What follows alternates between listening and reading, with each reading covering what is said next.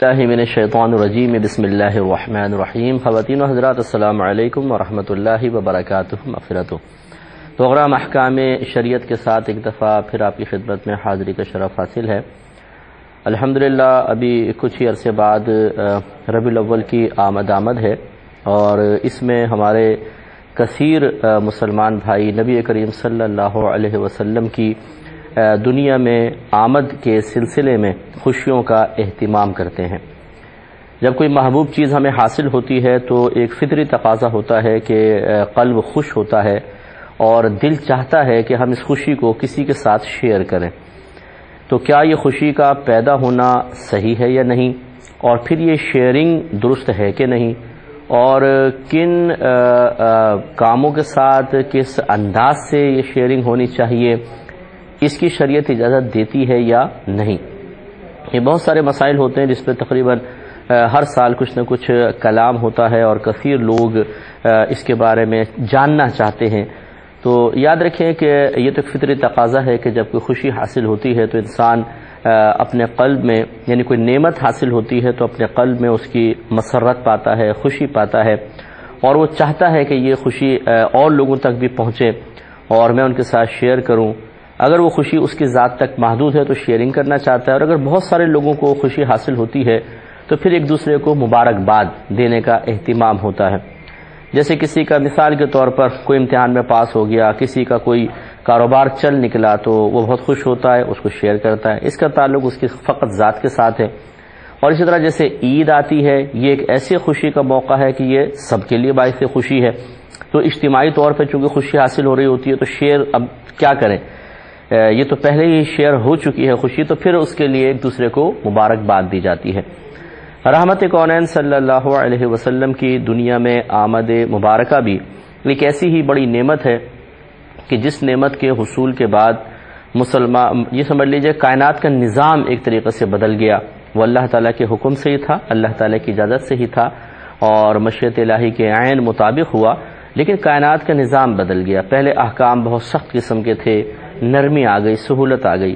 پہلے انبیاء علیہ السلام جب اپنی قوم سے ہدایت کے سلسلے میں مایوس ہو جایا کرتے تھے تو وہ اللہ تعالیٰ کی بارگاہ میں عرض کرتے، یا اللہ تعالیٰ ان کو عرض کرنے کی توفیق دیتا تھا اور ان پہ اجتماعی پھر عذابات نازل ہو جایا کرتے تھے. یہاں ایسا نہیں ہوا، احکامات ہلکے، اور نبی کریم صلی اللہ علیہ وسلم نے تو یہاں تک ارشاد فرما دیا کہ آج اگر یہ مجھ پر ایمان لے کر نہیں آتے ہیں، مجھے یقین ہے کہ ان کی نسلیں مجھ پر ایمان لائیں گی. اس پر ہم کلام کرتے ہیں، لیکن ایک کالر ہمارے ساتھ ہے. السلام علیکم. السلام علیکم. السلام علیکم. جی وعلیکم السلام. ہاں مفتی صاحب، مجھے یہ پوچھنا تھا کہ جو وطر پڑھتے ہیں نا، نکاح، وطر. اچھا وطر، جی جی. تو اس میں جو تیسری مطلب رکعت میں جو پڑھتے ہیں نا سورت، وہ مجھے یاد نہیں ہے. اوہو، تو وطر میں 3 دفعہ قل اللہ احد پڑھتی ہوں، تو آپ مجھے بتا دیجیے گا. میں نے آپ کا پروگرام دیکھ رہی تھی، اس میں آپ نے کسی عورت کو بتایا تھا مگر مجھے سمجھ میں نہیں آیا تھا. ٹھیک ہے بتاتا ہوں. اور دوسری بات یہ کہ سورہ یاسین کے بارے میں میرے پاس منصورہ ہے، اس میں لکھا ہوا ہے کہ جو سورہ یاسین صرف اللہ تعالیٰ کی رضا کے لیے پڑھے گا نا، جی اللہ میں اس کی ساری پچھلی خطائیں معاف کر دے گا. ساری خطائیں؟ ہاں ٹھیک ہے. تو اگر میں پڑھوں تو میری غلطیاں نکل رہی ہیں، میں کوشش ایسے پڑھ لوں سورہ یاسین. ٹھیک ہے، میں عرض کرتا ہوں. اور یہ بس یہ کہ میری نمازیں قبول ہو جائیں، اللہ میاں سے یہ دعا کریے گا میرے لیے. جی میں انشاءاللہ کرتا ہوں، بالکل عرض کرتا ہوں. ایک اور کالر ہے. السلام علیکم. وعلیکم السلام مفتی صاحب. جی فرمائیے. میں عائشہ خان کراچی سے بات کر رہی ہوں. میرے 3-4 سوالات ہیں تقریباً. جی بیٹا تقریباً 3-4 ہیں، حقیقتاً 3-4 نہیں ہے. چلیں بولیے. اگر ایسے 2 کام جو شریعت کی طرف سے ہم پر فرض ہو اور جس کی ادائیگی بیک وقت کرنی ہو، اگر ایسا موقع آ جائے کہ ایک ہی کرنا ہے تو ایک کو ترک کر کے توبہ کر لے تو بری ذمہ ہو جائیں گے. نہیں سمجھ نہیں آیا بیٹا، دوبارہ بولیے ذرا، دوبارہ کہیں. اگر ایسے 2 کام جو کہ شریعت کی طرف سے ہم پر فرض ہو اور جن کی ادائیگی بھی ابھی کرنی ہے ایک ہی وقت میں، اچھا، تو اگر ان دونوں میں سے کسی ایک کو ترک کیا جائے اور توبہ کر لیا جائے تو ہم بری ذمہ ہو جائیں گے. مسئلہ تو مثال دے کے بتائیں، مجھے بڑا یہ پیچیدہ سا کویسچن ہے آپ کا، تھوڑا مثال دیں. جسے علم دین حاصل کرنا ہمارے لیے فرض ہے ان کے لیے جانا ہے، اور پھر بیچ میں نماز کا ٹائم آ گیا اور نماز قضا کر دی. ٹھیک ہے، میں سمجھ گیا. اور بولے. اور دوسرا سوال یہ ہے کہ اگر کوئی خاتون درس و تدریس کا شعبہ اختیار کرے جن میں اور کلاس میں بچے اور بچیاں دونوں شامل ہیں تو خاتون کے لیے جائز ہوگا پڑھانا؟ بچے کتنے عمر کے؟ وہ بڑے ہیں، 12 سال سے بڑے ہوں گے. بالغ ہیں؟ جی. ٹھیک ہے. اور تیسرا یہ ہے کہ جادو وغیرہ کرنا اور کروانا، اس کے بارے میں تو علماء کرام نے آپ نے تفصیلاً فرمایا ہے، لیکن اگر محض اس وجہ سے جادو کا عمل سیکھ لیا جائے کہ صرف معلومات حاصل ہو تب بھی ناجائز ہے. علم سیکھنے کی بات کہہ رہی ہے یا جادو باقاعدہ عملی طور پہ کرنے کے بارے میں کہہ رہی ہے؟ علم حاصل کرنا، صرف معلومات حاصل کرے. ٹھیک ہے، میں عرض کرتا ہوں. اور اگلا کوشچن یہ ہے کہ کرسی پر جو نماز پڑھنے والا ہے ان کے لیے سترہ رکھنے کا بھی وہی مقدار ہے جو عام نمازیوں کے آگے رکھا جاتا ہے سترہ. ٹھیک ہے. اور اگلا کوشچن یہ ہے کہ بعض قرآنی دعاؤں سے پہلے اللہم کا اضافہ کر سکتے ہیں، جیسے رب اشرح لی سے پہلے اللہم رب اشرح لی کہہ سکتے ہیں. ٹھیک ہے. اور جی انکل ہمیں دعا میں بہت یاد رکھیں. السلام علیکم. وعلیکم السلام ورحمۃ اللہ. ایک اور کالر ہیں. السلام علیکم. وعلیکم السلام. جی بھائی جان. سر حافظ محمد ویس بات کر رہا ہوں کراچی سے. جی فرمائیے. سر میرے 2 سوالات ہیں. جی فرمائیے. پہلا سوال یہ ہے مال وراثت میں کیا کیا چیزیں شامل ہیں؟ ٹھیک ہے. اور جو اس کا طریقہ کار ہوتا ہے، فار ایگزامپل بیٹے کے حصے میں کتنا آتا ہے اور بیٹیوں کے حصے میں کتنا آتا ہے. ٹھیک ہے. ایک بٹوارا ہوتا ہے جائیداد کا اور تمام تر چیزیں ہوتی ہیں. جی میں تو یہ سوال ہے، اس کے بارے میں بتا دیجیے گا. دوسرا یہ ہے کہ مزارات پر جب ہم جاتے ہیں جی اس کا طریقہ کار ذرا بتا دیجیے گا، حاضری دینے کا جو طریقہ کار ہوتا ہے. ٹھیک ہے. اور بس سر شکریہ. جی میں انشاءاللہ عرض کرتا ہوں. تو آپ کی خدمت میں عرض کر رہے تھے کہ جس طریقے سے دیگر دنیا کی نعمتیں حاصل ہونے پر انسان کے قلب میں خوشی پیدا ہوتی ہے، تو یقیناً جب نبی کریم صلی اللہ علیہ وسلم تشریف لائے تو آپ کی برکت، آپ تو سراپا خود انعام ہیں، اللہ تعالیٰ کی بہت بڑی نعمت ہے، اور پھر آپ کے ذریعے بے شمار نعمتیں حاصل ہوئیں کہ احکام ہلکے ہو گئے. پہلے دور میں کوئی گناہ کرتا تھا تو اس کا فوری طور پہ کفارہ بھی بتایا جاتا تھا اور سزا ضرور ملتی تھی، لیکن اس دور میں نبی کریم صلی اللہ علیہ وسلم کے شریعت میں بڑے بڑے انسان گناہ کر لے اور پھر اللہ تعالیٰ کی بارگاہ میں صدق دل سے توبہ کرے، سب معاف ہو جائیں گے. پہلے دور میں عبادت کے مقامات مخصوص تھے، ہمارے لیے پوری روئے زمین سجدہ گاہ بنا دی گئی. سرکار فرماتے ہیں اللہ تعالیٰ نے پوری روئے زمین سجدہ گاہ بنا دی. پہلے تیمم وغیرہ کے احکام نہیں تھے، پانی اگر کوئی مطلب غسل وغیرہ کرنا ہے تو پانی لازم ہے. ہماری امت کے لیے آسانی ہے کہ تیمم، غسل اور وضو کے قائم مقام مجبوری کی صورت میں رکھ دیا گیا ہے. اسی طریقے سے اجتماعی عذابات سے ہم محفوظ ہو گئے. سرکار کی دعاؤں کی برکت سے لوگوں کے گناہ بخشے جائیں گے، میدان محشر میں پھر اور فوائد حاصل ہوں گے. تو معلوم ہوا کہ رحمت کونین صلی اللہ علیہ وسلم کا دنیا میں تشریف لانا بہت ہی باعث برکت ہے، بہت ہی بڑی نعمت ہے. تو خوشی میں تو کوئی پرابلم نہیں ہے. اب آ گیا اظہار خوشی ہے کہ ہم اظہار کر سکتے ہیں کہ نہیں. تو اللہ تبارک و تعالیٰ نے خود قرآن عظیم میں اس کی اجازت مرحمت فرمائی، وَأَمَّا بِنِعْمَةِ رَبِّكَ فَحَدِّثْ، اور بہرحال اپنے رب کی نعمت کا خوب چرچا کرو. حدیث تحدیث سے نکلا ہے. تحدیث کا مطلب ہوتا ہے کسی چیز کو ظاہر کرنا، کسی چیز کو عام کرنا، کسی چیز کا چرچا کرنا، کسی چیز کو پھیلا دینا، یہ تحدیث کہلاتا ہے. اس لیے کہتے ہیں تحدیث سے نعمت. آپ نے سنا ہوگا کہ لفظ، اس کا مطلب ہے نعمت کا اظہار کرنا. اگر کوئی نعمت اللہ نے دی ہے اسے دوسروں کو بتانا کہ اللہ نے مجھے نعمت دی ہے، اس کو تحدیث نعمت کہتے ہیں. تو اس لیے اظہار خوشی، نعمت کو ظاہر کرنا، کسی کے سامنے اس کے بارے میں بتانا، اس میں شرعاً کوئی حرج نہیں ہے کہ تحدیث نعمت کا حکم خود اللہ تبارک و تعالی نے ارشاد فرما دیا. اور اللہ تعالی نے مزید فرمایا قل بفضل اللہ وبرحمتہ فبذلک فلیفرحوا. اے حبیب کریم صلی اللہ علیہ وسلم آپ ان لوگوں سے فرما دیجئے کہ اللہ تعالیٰ کے فضل و کرم پر چاہیے کہ یہ خوشی کا اظہار کریں، چاہیے کہ خوشی منائیں. فلیفرحوا یہ امر کا صیغہ ہے، چاہیے کہ خوشی منائیں یا خوشی کا اظہار کریں. تو خود قرآن عظیم میں اللہ تبارک و تعالی نے اس کی اجازت مرحمت فرمائی ہے۔ رحمت کونین صلی اللہ علیہ وسلم سے پوچھا گیا یا رسول اللہ صلی اللہ علیہ وسلم آپ پیر کا روزہ کیوں رکھتے ہیں؟ تو آپ نے ارشاد فرمایا اس لیے کہ اسی دن میں پیدا ہوا اور اسی دن مجھ پر پہلی وحی نازل ہوئی۔ تو دیکھیں نزول وحی یہ ایک اللہ کی نعمت ہے، اور سرکار اس نعمت کو مطلب اقرار کے لیے، اعتراف کے لیے، یہ اس نعمت کے شکرانے کے طور پہ عبادت کو اختیار کر رہے ہیں اور اس کو پھر ظاہر بھی کر رہے ہیں، دوسروں کو بتا رہے ہیں۔ تو اس لیے معلوم یہ ہوا کہ نعمت ملنے پہ خوشی محسوس ہونا، اس کا شرعی طریقے کے مطابق بالکل شریعت کے دائرے میں رہ کے اظہار کرنا بھی بہت اچھا ہے، اس میں کوئی حرج نہیں ہے۔ کال اور مزید ہمارے ساتھ ہیں۔ السلام علیکم۔ السلام علیکم۔ السلام علیکم۔ جی وعلیکم السلام۔ جی میں آپ سے سوال کرنا چاہتی تھی مفتی صاحب سے۔ جی سمجھ نہیں آئی، دوبارہ بولیں۔ مفتی صاحب میں آپ سے سوال کرنا چاہتی تھی تو جی فرمائیے بولیے۔ جی میرا پہلا سوال یہ ہے کہ یہ جو سفر کا مہینہ ہے اس میں شادیاں کر سکتے ہیں، مطلب کہ شادیاں کرنا جائز ہے یا نہیں؟ اور دوسرا سوال ہے کہ لوگ کہتے ہیں کہ سفر کا مہینہ مردوں پر بہت بھاری ہوتا ہے، مردوں پر صحیح ہے یا نہیں؟ آپ اس بارے میں کیا کہیں گے؟ ٹھیک ہے۔ اور جی بس یہی کہنا تھا، اور آپ کا پروگرام بہت اچھا ہے ماشاءاللہ سے، آپ کو اللہ تعالیٰ اور ترقی دے اور کامیابی دے۔ بہت شکریہ، بہت مہربانی۔ تو اب پہلے ایک مختصر سا بریک لے لیتے ہیں، انشاءاللہ مزید تھوڑا سا کلام اور سرکار کی آمد مبارکہ پہ کریں گے، لیکن ایک مختصر مزید تھوڑا سا کلام کریں گے، پھر جوابات کی طرف آئیں گے۔ السلام علیکم۔ وعلیکم السلام ورحمۃ اللہ وبرکاتہ۔ جی بہن۔ جی میں نایا بات کر رہی ہوں۔ جی فرمائیے۔ بھائی میرا یہ سوال ہے کہ اسلام میں عورت کے پردے کے بارے میں کیا حکم دیا گیا ہے؟ اور ابھی تو یہی ہے۔ چلے میں انشاءاللہ بتاتا ہوں، آپ سنیے گا، انشاءاللہ میں عرض کرتا ہوں۔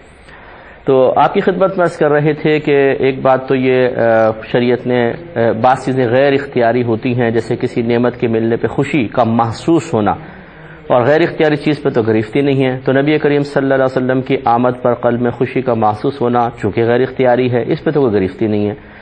پھر ہے اس کو خوشی کو کسی کے سامنے بیان کرنا یا اس کا کسی طریقے سے اظہار کرنا، وہ ہم نے آپ کو خود قرآن کی آیت کے ذریعے عرض کیا کہ اللہ تبارک و تعالی نے واضح طور پہ اجازت مرحمت فرمائی ہے کہ انسان اللہ تعالیٰ کی عطا کردہ نعمت کی خوشی منا سکتا ہے۔ جیسے دیکھیں ہمیں پاکستان حاصل ہوا تو 14 اگست کو ہر پاکستانی تقریباً جو ہے وہ خوشی منا رہا ہوتا ہے، اور اگر کوئی پاکستانی یہ کہے کہ میں اس خوشی کو نہیں مناتا، میں اس کو غلط سمجھتا ہوں، ناجائز سمجھتا ہوں، تو اس میں پھر شاید اس کی حب الوطنی کے اوپر شبہ کیا جائے کہ تمہیں کیا پاکستان کی آزادی پہ خوشی حاصل نہیں ہے۔ تو اس طریقے سے اب بعض اوقات یہ ذہن میں آتا ہے کہ یہ تو ایک دنیاوی معاملہ ہے اور یہ خالصتاً دینی معاملہ ہے، تو یعنی میلاد کے اوپر نبی کریم صلی اللہ علیہ وسلم کے بارے میں خوشی کا اظہار کرنا، تو یہ تو ایک الگ الگ چیزیں ہیں، الگ الگ چیزیں حقیقتاً نہیں ہیں۔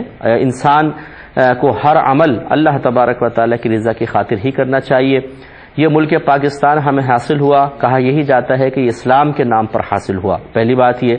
نمبر 2، ہم یہ کہتے ہیں 14 اگست کو بھی اگر آپ خوشی منائیں تو اللہ تعالیٰ کی رضا کے لیے منائیں، یعنی اس میں بھی اللہ تعالیٰ کی خوشنودی مقصود ہو، اس لیے کہ یہ ملک پاکستان حاصل ہوا تو آپ بڑے اطمینان سے آزادی کے ساتھ عبادات کر سکتے ہیں، اپنی دینی تمام معاملات کو بڑی سہولت کے ساتھ ادا کر سکتے ہیں، تو اللہ کی نعمت ہے۔ تو اس پہ اظہار تشکر کے لیے جب آپ کچھ کریں گے ایسا عمل کہ جو جائز ہو اور خرافات سے پاک و صاف ہو اور مقصود اللہ تعالیٰ کی نعمت کے اعتراف کے ذریعے مزید رضا الہی کا حصول ہے، تو امید ہے کہ انشاءاللہ اس پر بھی آپ کو ثواب ملے گا۔ اور مومن کی یہی شان ہوتی ہے کہ وہ ایک عام مباح کام کو بھی اپنی اچھی نیت سے مستحب کے درجے میں لے آتا ہے اور وہ باعث ثواب ہو جاتا ہے۔ لہٰذا ان دونوں کے اندر تفریق کرنا بالکل صحیح نہیں ہے۔ اسی طرح اپنے بچے کی پیدائش پر لوگ سالگرہ مناتے ہیں، خوشی کا اظہار کرتے ہیں، انعامی بانڈ نکل آتا ہے، اس پہ خوشی کا اظہار ہے، امتحان میں پاس ہو گیا، اس طریقے سے مختلف امور میں یہ معاملات ہوتے ہیں۔ تو کوئی بھی ایسا نہیں ہو سکتا جو نبی کریم صلی اللہ علیہ وسلم کی آمد مبارکہ پر خوشی کے اظہار کو منع کرے۔ اگر کوئی شاید کرے گا تو اس وجہ سے کہ وہ انداز درست نہیں ہوگا، اور یقینی سی بات ہے اگر انداز کوئی غلط اختیار کرتا ہے، ناجائز کرتا ہے، خلاف شرع کرتا ہے، کسی گناہ کے ذریعے اپنی خوشی کا اظہار کرتا ہے، تو اس کو سب منع کریں گے، ہر عالم منع کرے گا، اس میں کسی کا اختلاف نہیں ہو سکتا ہے۔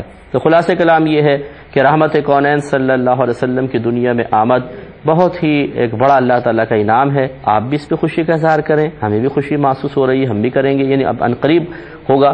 تو اس میں بس یہ آپ علماء سے رابطہ رکھ کر یہ کوشش کیجئے کہ کوئی ناجائز اس میں کام نہ ہو، اس کی گائیڈ لائن علماء سے لیتے رہیے اور پھر آپ ضرور اظہار خوشی کر سکتے ہیں۔ کالر ہمارے ساتھ مزید ہیں، پھر جوابات کی طرف آئیں گے۔ السلام علیکم۔ وعلیکم السلام ورحمۃ اللہ وبرکاتہ۔ مفتی صاحب مزاج بخیر آپ کے؟ جی اللہ کا بڑا کرم۔ بہت مفتی صاحب معلوم یہ کرنا ہے کہ جب سفر کا مہینہ شروع ہوتا ہے جی جی تو کہا جاتا ہے کہ یہ خواتین کے لیے خصوصاً بھاری ہوتا ہے۔ خواتین پہ بھاری ہے؟ اچھا جی، تو اس کا شریعت سے کوئی دور سے بھی تعلق ہے یا نہیں؟ اچھا، اور اسی طرح جب کسی لڑکی کا رشتہ ہو جائے جی اور کہا جاتا ہے کہ وہ گھر سے باہر نہ نکلے، جب رشتہ پکا ہو جاتا ہے نا؟ جی پکا ہو جائے تو کہتے ہیں کہ لڑکی کو باہر نہیں نکلنا چاہیے کیونکہ اس کے ساتھ معاملات ہو جاتے ہیں، تو اس وجہ سے۔ ٹھیک ہے، اور اسی طرح دن طے کیے جاتے ہیں، اس کا بھی کوئی شریعت سے تعلق ہے کہ اس دن میں یہ دن طے ہونا چاہیے، یہ ہونا چاہیے، اس دن میں کرنا چاہیے؟ مطلب رسومات کے بارے میں، مایوں اس دن ہوگی اور مہندی اس دن ہوگی، فلاں فلاں؟ جی جی جی جی بالکل ٹھیک ہے، اور اسی طرح کسی مسلمان کو کتنا علم سیکھنا لازم و ضروری ہے کہ وہ کل بروز قیامت رب تبارک و تعالیٰ کی بارگاہ سے سبکدوش ہو سکے؟ ٹھیک ہے، اور اپنے معاملات سے۔ اور اسی طرح حضور صلی اللہ علیہ وبارک وسلم کے درود کو ہم شہید کہہ سکتے ہیں؟ کس کو؟ حضور صلی اللہ علیہ وبارک وسلم کے درود کو شہید کہہ سکتے ہیں؟ درود کو شہید؟ جی، یہ کس اعتبار سے؟ مطلب یہ شہید ہو گیا ہے معاذ اللہ، یہاں پھر یہ ختم ہو گیا ہے اس حوالے سے۔ اچھا ٹھیک ہے، میں عرض کرتا ہوں۔ اور اسی طرح کسی نے اپنے گھر کے معاملات دیکھے، ناجائز کام دیکھے، مطلب جو جس پہ حد جاری ہوتی ہے، تو آیا وہ اپنی ماں یا بہن یا اپنی بیوی کو غیرت کی وجہ سے قتل کر سکتا ہے یا نہیں؟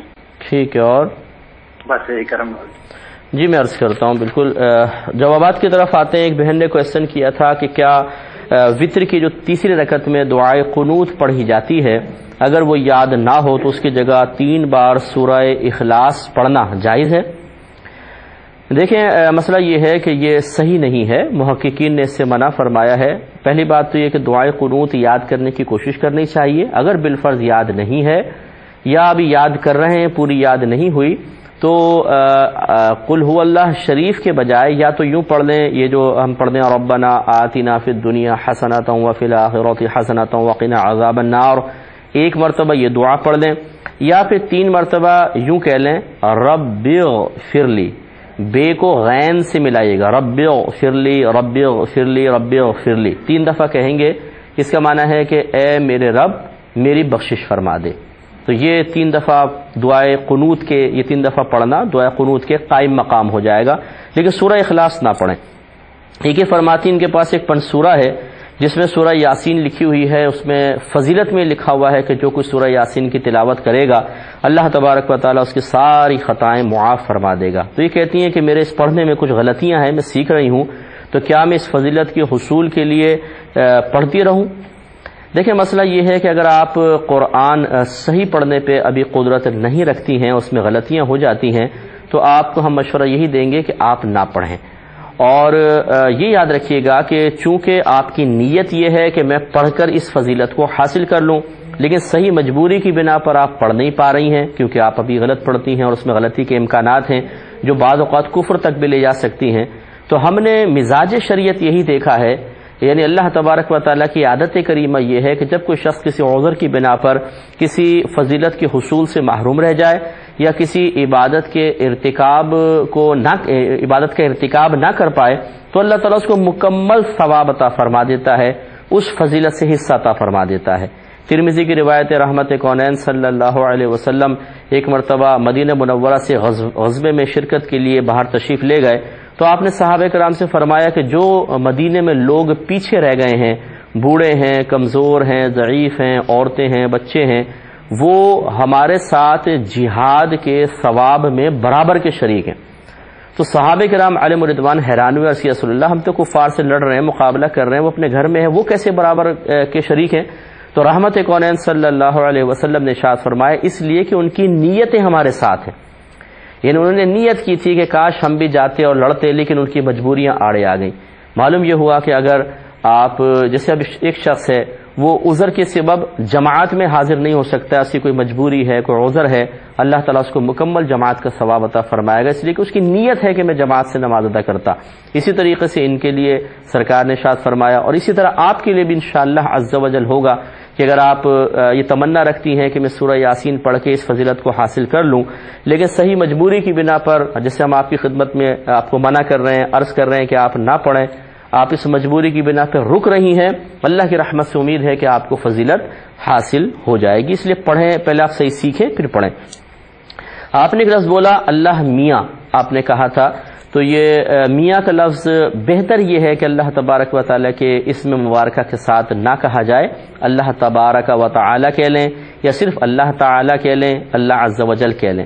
میاں نہ کہنے کی وجہ یہ ہے کہ علماء کرام ارشاد فرماتے ہیں کہ اگر ایک لفظ کے ایک اچھے معنی بھی ہیں اور کچھ اس میں غلط میننگز بھی نکلتے ہوں تو اس لفظ کو اللہ تعالیٰ کے لیے استعمال نہ کیا جائے۔ اب میاں کا لفظ آپ کو پتہ ہے شوہر کے لیے بھی بولتے ہیں، میاں ادباً بھی بولتے ہیں، ارے میاں ادھر تشریف لے آئیے، جیسے آپس میں ہم گھروں میں بول لیتے ہیں۔ اور اسی طریقے سے یاد رکھیں جو زنا کا معاملہ طے کروائے مرد و عورت کے درمیان، جیسے ہوتے ہیں بعض کے یہ ایجنٹ ہوتے ہیں جو لوگوں کو گھیرتے ہیں کہ آؤ میں تمہیں ایسا جگہ بتا دیتا ہوں یا ایسی عورت تک پہنچا دیتا ہوں جہاں تم اپنی اس تقاضۂ نفسانی کو پورا کر سکتے ہو، اور زنا کی دعوت دے رہا ہو، یہ اس شخص کو میں میاں کہتے ہیں۔ تو اس لیے چونکہ اس کے کچھ بیڈ میننگز بھی ہیں، اللہ تعالیٰ کے لیے میاں کا لفظ استعمال نہ کیا جائے، اللہ تعالیٰ کے نام کے ساتھ استعمال نہ کیا جائے۔ لیکن پھر بھی اگر کوئی کرتا ہے تو ہم یہ نہیں کہہ رہے کہ وہ گناہ گار ہے، اچھا یہ ہے کہ استعمال نہ کیا جائے، اس سے علماء نے منع فرمایا۔ ایک ہی کہتے ہیں بچی نے کویشچن کیا کہ اگر دو چیزیں ایک فرض ایک جگہ جمع ہو جائیں کہ یہ بھی کرنا فرض ہے یہ بھی کرنا فرض ہے، اور معاملہ یہ ہو کہ ایک فرض کی ادائیگی سے دوسرے فرض کا چھوٹنا لازم آ رہا ہو تو کیا ہم ایسا کر سکتے ہیں؟ اور اس میں مثال انہوں نے یہ دی ہے کہ اگر علم دین سیکھنا فرض ہو اور علم دین فرض ہم سیکھ رہے ہوں اور اس میں نماز کا وقت بھی آ جائے تو اب ہم کیا کریں؟ نماز اگر ہم قضا کر دیتے ہیں اس فرض کو پورا کرنے کے سلسلے میں تو کیا اس کی گنجائش نکلے گی؟ دیکھیں مسئلہ یہ ہے کہ یہ شیطانی دھوکہ ہوتا ہے بعض اوقات۔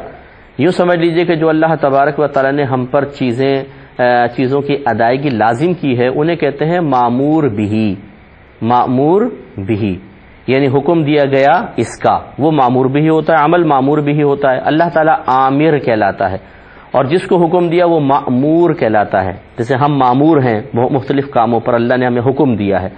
تو یہ جتنے بھی مامور بھی ہوتے ہیں یعنی اعمال ہوتے ہیں یہ دو طرح کے ہوتے ہیں، ایک مقید ہوتا ہے اور ایک مطلق ہوتا ہے۔ مطلق کا مطلب کہ جس میں کوئی وقت کی تعیین نہیں ہوتی، جب بھی آپ اس کو کر لیں وہ ٹھیک ہے، جب بھی اس کو ادا کریں وہ بہتر ہے۔ جیسے حج ہے یہ مطلق عن الوقت ہے، یعنی اس کے اندر کوئی وقت کی قید نہیں ہے، پوری زندگی میں جب کبھی ادا کریں گے یہ ادا ہی ہوگا۔ یوں بھی آپ کہہ سکتے ہیں کہ مطلق مامور بھی وہ ہوتا ہے کہ اس پوری زندگی میں جب کبھی ادا کریں وہ ادا ہی ہوگا، اس میں قضا کا تصور نہیں ہوتا۔ اسی طرح زکوٰۃ ہے کہ تاخیر تو اس میں منع ہے کہ آپ پہ زکوٰۃ فرض ہو گئی تو فوری طور پہ ادا کریں، تاخیر کرنا منع ہے۔ لیکن اگر آپ سے مثال کے طور پہ 2013 میں آپ پہ زکوٰۃ لازم ہوئی اور آپ 2050 میں جا کے ادا کر رہے ہیں تو یہ نہیں کہا جائے گا کہ آپ زکوٰۃ کی قضا کر رہے ہیں یا ادا نہیں ہے۔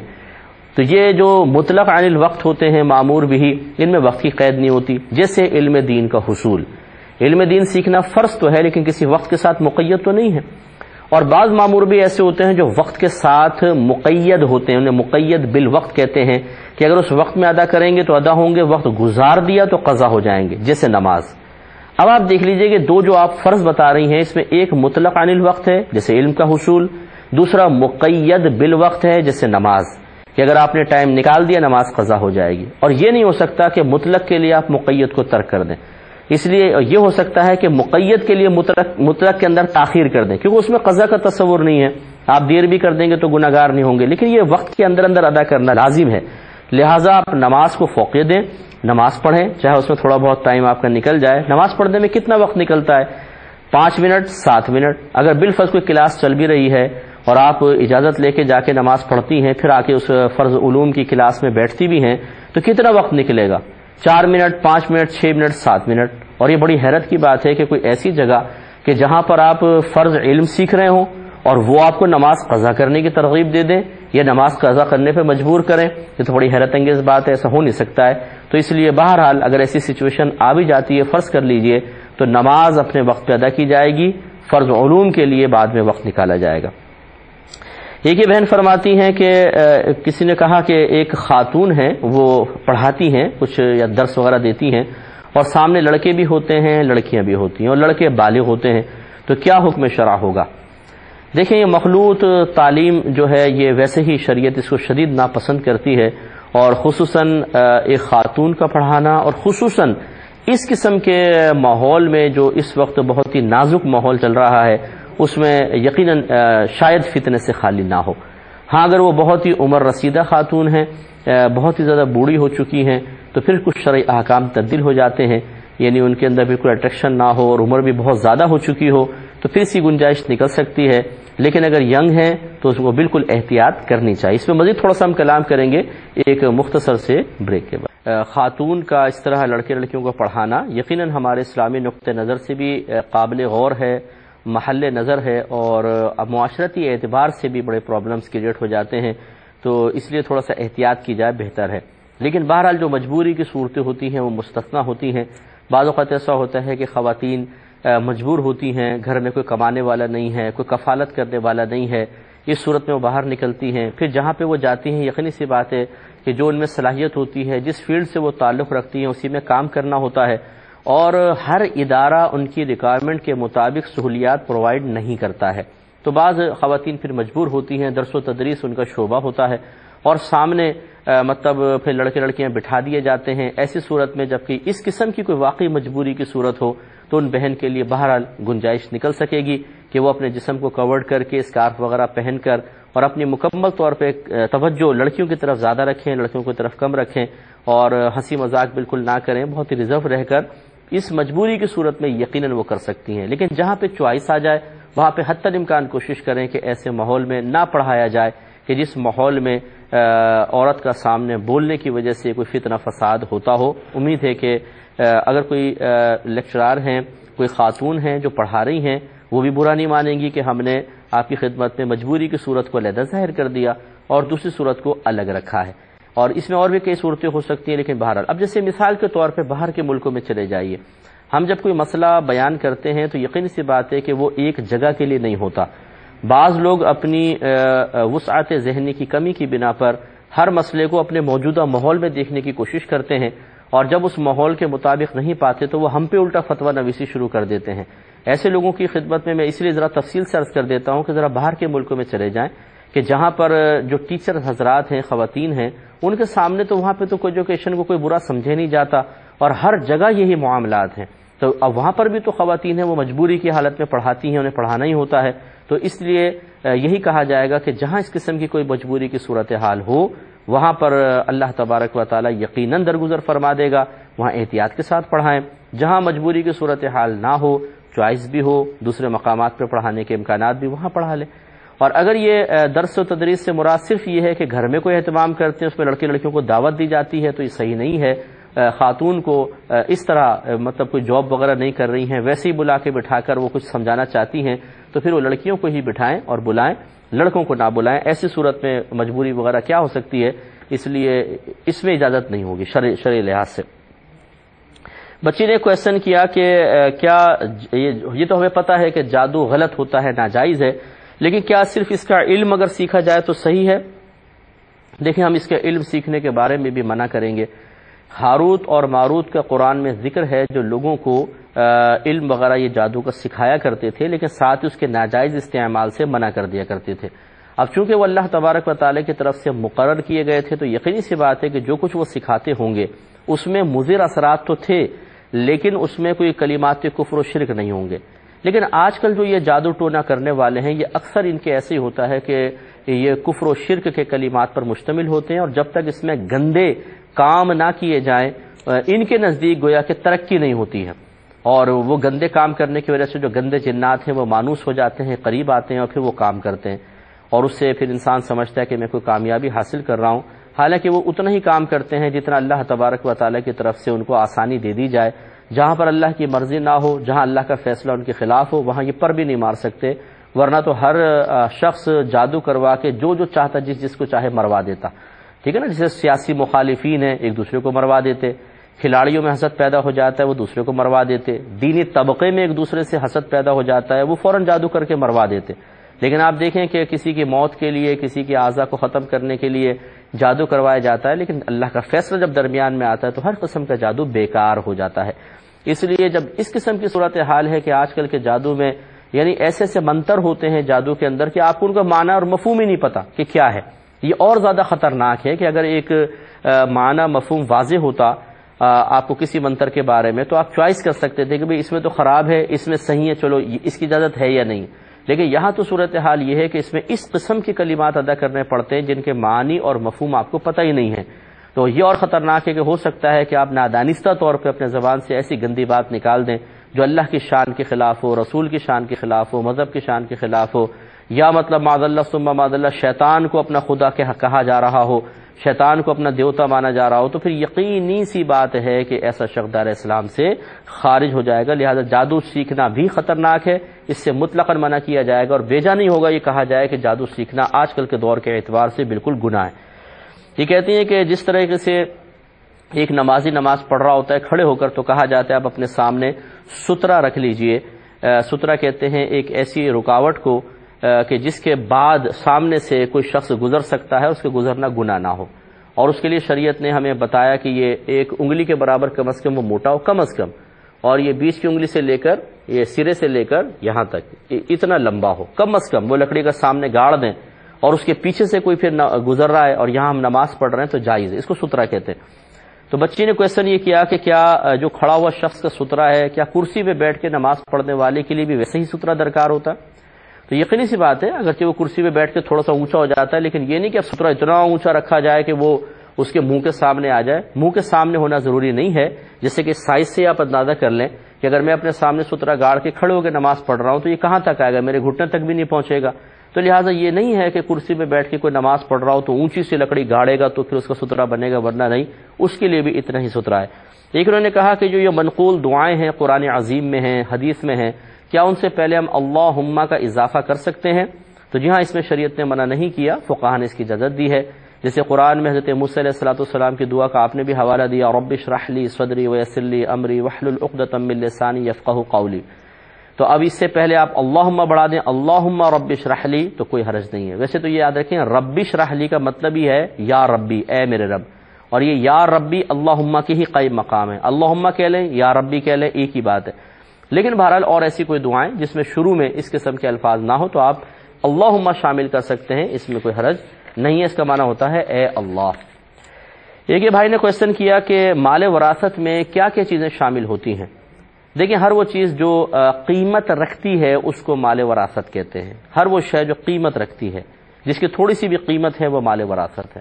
یہ الگ بات ہے کہ ہمارے عرف و رواج کے مطابق عموماً ایسا ہوتا ہے کہ میت کے جوتے، کپڑے، اس کے استعمال کی چھوٹی موٹی چیزیں، ان کو مال وراثت میں شامل نہیں کرتے، بلکہ اکثر ایسا ہوتا ہے کہ تمام ورثہ باہم رضامندی سے اسے میت کی طرف سے صدقہ کر دیتے ہیں، ایصال ثواب کی نیت سے کسی کو دے دیا کرتے ہیں. اگر ایسا ہے کہ تمام ورثہ اس پر راضی ہے تو اس کی گنجائش بالکل نکل سکتی ہے. لیکن یہ بھی چونکہ قیمت رکھتے ہیں یہ بھی مال وراثت، تو اس لیے خلاصہ کلام یہ ہے کہ جو بھی چیز قیمت رکھتی ہو، بک سکتی ہو، اس کی کوئی قیمت شریعت کہتی ہے کہ آپ مقرر کر سکتے ہیں، وہ مال وراثت ہوتا ہے. انہوں نے پوچھا کہ اگر بیٹا اور بیٹی ہوں مثال کے طور پہ تو کس طریقے سے حصے کی تقسیم ہوگی؟ دیکھیں، قرآن عظیم میں اللہ تبارک و تعالی نے واضح طور پہ فرمایا کہ للذکر مثل حظ الانثیین، کہ لڑکے کے لیے دو لڑکیوں کے برابر حصہ ہے.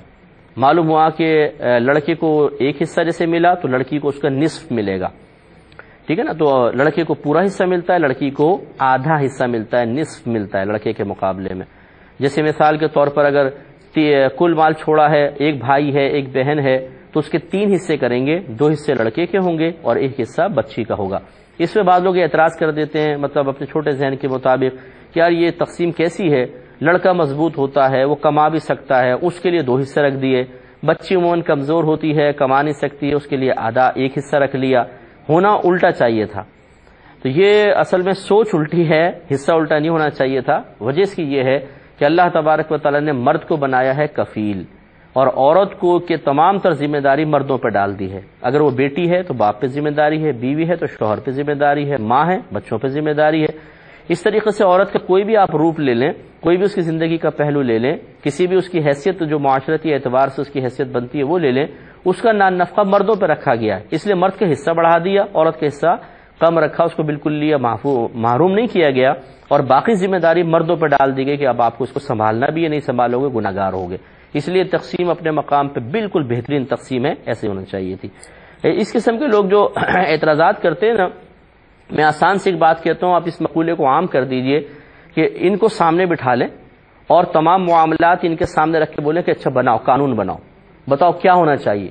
جب یہ اپنی عقل کو استعمال کر کے بنائیں تو پھر اس کے اوپر اعتراضات کریں کہ یہ غلط ہے، یہ ہونا چاہیے، یہ ہونا چاہیے، ہونا چاہیے. بتائیے کیسے جواب دیں گے؟ عاجز آ جائیں گے. 2 منٹ میں اپنی اوقات ہمیں یاد آ جائے گی کہ قرآن اور حدیث کے احکام پر اعتراض کرنا یہ بے وقوفوں کا کام ہے اور بالکل غلط ہے. اور یقینی سی بات ہے کہ اگر اس طرح کی روش اختیار کی جائے تو آخرت میں سخت گرفت ہوگی. اللہ تعالیٰ اس کے رسول کے جو علم ہے، جو ان کے پاس حکمتیں ہیں، اس کا کون مقابلہ کر سکتا ہے؟ تو اس لیے جو اس قسم کے اعتراض کرنے والے ہیں انہیں چاہیے کہ ان کے سامنے سب چیزیں رکھ دیں کہ لو اچھا پھر وہ تو چلو مان لیا، بالفرض مان لیا کہ یہ آپ کے نزدیک صحیح نہیں ہے یا اس میں تھوڑا سا نقص ہے آپ کے نزدیک، ہم نہیں کہتے، چلو یہ مان لیتے ہیں. اب ذرا آپ یہ اس سے کامل بنا کے بتاؤ، ایسا بنانا کہ کوئی اعتراض نہ ہو، نہ مطلب پریشان ہو جائیں، نہ 2 منٹ میں اپنی اوقات یاد آ جائے تو آپ ہمیں کہیے گا. بعض اوقات ہمارے شاگرد کہتے ہیں جی فقہا نے ایسا کیوں کہا ہے، ایسا نہیں کہنا چاہیے تھا، لیکن وہ کوئی اعتراض نہیں ہوتا، وہ اپنے تشفی کے لیے پوچھتے ہیں. ہم جواب میں یہی کہتے ہیں کہ چلو ٹھیک ہے یہ اس کو ہٹا دیں، اب آپ بتائیں اس کا حل کیا ہونا چاہیے. تو پھر 2 منٹ میں آدمی ٹھنڈا ہو جاتا ہے کہ اعتراض کرنا بہت بڑی بات ہے. یہ ایک لطیفہ بھی آپ نے سنا ہوگا، کسی نے ایک تصویر لگائی اور کہا کہ بھئی اس میں جو غلطی ہے اس کی نشاندہی کریں. جب دوبارہ آ کر دیکھا تو وہ کسی نے یہاں نشان بنایا ہوا، کسی نے یہاں، کسی نے یہاں، کسی نے یہاں، اتنا پورا کالا کر دیا. پھر اس نے تصویر لگائی اور نیچے لکھا کہ خرابی کی نشاندہی کریں اور اس کو ٹھیک بھی کر دیں. اب جب ٹھیک کرنے کا لکھا تو واپس آیا تو کسی نے بھی اس کے اوپر قلم نہیں چلایا ہوا تھا. تو بولنا بہت آسان ہوتا ہے، کرنا بہت مشکل ہوتا ہے. اس لیے یاد رکھیے کہ اللہ تبارک و تعالیٰ اس کے رسول کریم صلی اللہ علیہ وسلم کی تعلیمات میں کوئی نقص نہیں ہے، وہ بالکل کامل ترین ہے. اگر اس میں قصور یا کوئی کمی نظر آئے تو یہ آپ کی اور میری عقل کی کمی اور قصور کا نتیجہ ہے، احکام کا نہیں. ایک کویشچن یہ کیا گیا کہ یہ مزارات پہ حاضری کا شرعی طریقہ کیا ہے، ذرا یہ بتا دیں. دیکھیں مسئلہ یہ ہوتا ہے کہ جب آپ گھر سے نکلنے لگے، میں آپ کو سب کو مشورہ دیتا ہوں اگر آپ کسی مزار پر حاضری کے لیے جائیں، سب سے پہلے تو اس کا ایک قصد و ارادہ آپ کا ہونا چاہیے، کیوں جانا چاہتے ہیں آپ. یہ سب سے پہلے یہ آپ کا ارادہ مضبوط، اچھی نیت ہونی چاہیے. مثال کے طور پہ آپ اس لیے جانا چاہتے ہیں کہ وہاں پر چونکہ ایک اللہ کے نیک بندے ہیں، اللہ تبارک و تعالیٰ کی رحمتوں کا ایسے نیک بندوں پر زندگی میں بھی نزول ہوتا ہے، بعد وفات بھی ہوتا ہے. تو آپ یوں نیت کر کے جا سکتے ہیں کہ جو اللہ تعالیٰ کی رحمت برکتیں وہاں پہ نازل ہو رہی ہیں میں ان کا حصہ دار بننا چاہتا ہوں. اس طرح آپ نیت کر کے بالکل جا سکتے ہیں. اسی طریقے سے کسی متبرک مقام پر دعا کی مقبولیت کے چونکہ امکانات بڑھ جاتے ہیں تو آپ یہ بھی نیت کر سکتے ہیں کہ میں وہاں اس لیے جا رہا ہوں تاکہ وہاں جا کے اللہ کی بارگاہ میں دعا کروں. وہ متبرک مقام ہے، اللہ کے ایک نیک ہستی وہاں پہ تشریف فرما ہے، تو ان کی برکت سے میرے دعاؤں کے امکانات بڑھ جائیں گے. اور یہ کوئی تعجب خیز بات نہیں ہے. ایک دعا آپ گھر میں مانگتے ہیں، دوسرا مسجد میں، تیسرا عین کعبۃ اللہ کے سامنے، چوتھا سرکار صلی اللہ علیہ وسلم کے روضہ انور کے سامنے. ان چاروں دعاؤں میں کوئی فرق ہے یا نہیں ہے؟ تو آپ بالکل فرق کر سکتے ہیں. گھر میں مانگی ہوئی دعا بھی دعا ہے، لیکن مسجد میں دعا مانگنا شاید اس سے زیادہ بابرکت ہے کہ وہ اللہ کی رحمت کا مقام ہے. اسی طریقے سے کعبۃ اللہ کے سامنے دعا مانگنا یا روضہ رسول صلی اللہ علیہ وسلم پر دعا مانگنا وہ یقینی سی بات ہے کہ عام مسجد سے زیادہ افضل اور اولیٰ ہے کہ متبرک مقامات ہیں. اسی طریقے سے جو صاحب مزار ہوتے ہیں یہ اتنے بابرکت ہوتے ہیں کہ ان پر متسلسل سے رحمتوں کا نزول ہو رہا ہوتا ہے، تو وہاں پر آپ اس قصد و ارادے سے جا سکتے ہیں. جانے سے پہلے اگر مکروہ وقت نہ ہو، تازہ وضو کر کے 2 رکعت نماز نفل ادا کریں اور ہر رکعت میں الحمد شریف کے بعد 1 مرتبہ آیت الکرسی اور 3 مرتبہ سورہ اخلاص. دونوں رکعتوں میں الحمد شریف، آیت الکرسی، 3 بار سورہ اخلاص. 1 رکعت کمپلیٹ کریں، پھر دوسری رکعت اسی طریقے سے اور پھر یہ نیت کریں کہ اللہ تعالیٰ اس کا ثواب ان صاحب مزار کو پہنچا دے. تو اکابرین یہ لکھتے ہیں کہ اس کی بڑی برکت ہے. آپ کے جانے سے پہلے ہی جب یہ آپ کا ایصال ثواب ان تک پہنچے گا تو وہ بزرگ گویا کہ آپ کی آمد کے منتظر ہو جائیں گے کہ یہ اس نے تحفہ بھیجا ہے، وہ منتظر ہوں گے، اور جو اللہ تبارک و تعالیٰ کا ان پہ خصوصی کرم ہے اس کے مطابق وہ اپنا فیض آپ پر جاری کریں گے، جس کی بڑی برکت آپ کو حاصل ہوگی۔ باقی اور بھی چیزیں جو میں انشاءاللہ ضرور عرض کروں گا، لیکن اب پروگرام کے وقت تقریباً ہمارا ختم ہو رہا ہے تو ابھی نہیں کر سکتا، انشاءاللہ نیکسٹ پروگرام میں ضرور میں عرض کروں گا، اور بقیہ جو سوالات رہ گئے ہیں ان کے جوابات بھی انشاءاللہ دیے جائیں گے۔ مفتی اکمل QTV2@gmail.com مفتی اکمل QTV2@gmail.com پر آپ اپنی میلز بھیج سکتے ہیں۔ وہ مسائل جو آپ کو پریشان کر رہے ہوں، جن کا حل حاصل کرنا آپ کو تھوڑا مشکل محسوس ہوتا ہے اور یہاں کالز نہیں مل پاتی ہیں، تو آپ بلا جھجک وہاں پر اپنے پرسنل جو آپ کی پرابلمز ہیں وہ بھی ہم سے شیئر کر سکتے ہیں۔ ہم حتی الامکان کوشش کریں گے کہ جلد از جلد آپ کو جواب دیں، دیر ہو جائے تو ناراض بھی مت ہوئیے گا۔ اللہ تبارک و تعالی جو کچھ ہم نے آج سنا، جو کچھ ہم نے سیکھا، اس پہ مجھے بھی اور آپ کو بھی عمل پیرا ہونے کی توفیق عطا فرمائے، آمین۔ وآخر دعوانا ان الحمد للہ رب العالمین۔